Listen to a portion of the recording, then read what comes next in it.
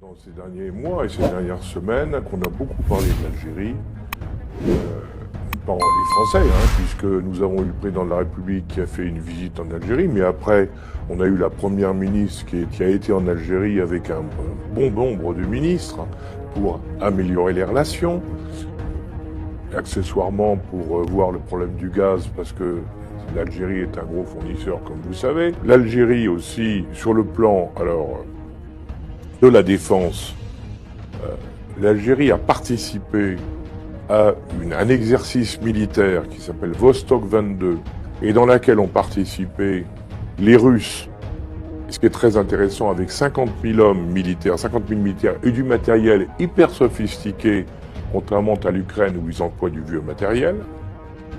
Il y avait les Chinois qui ont fait la même chose, les Indiens, ce qui est très intéressant, parce que les Indiens, on nous a fait croire, on a voulu croire que les Indiens étaient du côté occidental.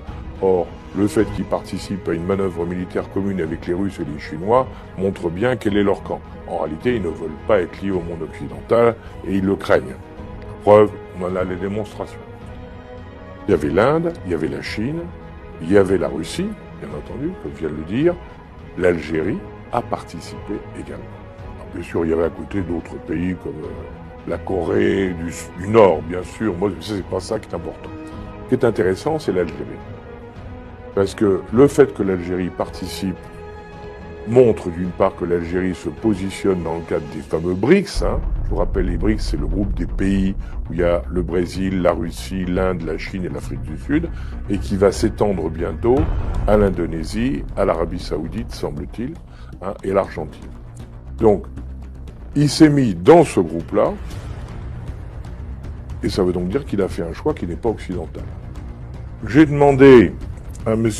Majed Némé, qui est directeur de la rédaction de la revue Afrique-Asie, mais qui vit depuis 45 ans en France et qui est surtout, pour moi en tout cas, un connaisseur exceptionnel du Maghreb, du monde arabe en général, mais du Maghreb en particulier. Donc j'ai souhaité dialoguer avec lui pour justement pouvoir expliquer, comprendre, vous montrer une vision de l'Algérie qui n'est pas uniquement une vision des colonialistes ou des anticolonialistes, mais pour aller beaucoup plus loin. Parce que c'est un pays très important qui joue un rôle essentiel aujourd'hui. L'Algérie est une puissance très importante à tout point de vue diplomatique, économique, militaire. Et donc c'est pour ça que j'ai souhaité, avec M. Majed Némé, pouvoir échanger, parce que pour qu'on la voie un peu différemment de cette histoire dans laquelle on veut toujours nous remettre, qui sont des histoires du passé, alors que nous devons regarder le monde de demain. Vous avez tout à fait raison sur l'importance de l'Algérie. Selon le politologue américain Robert Kennedy, il avait fait un classement des pays pivots dans le monde. L'Algérie en fait partie.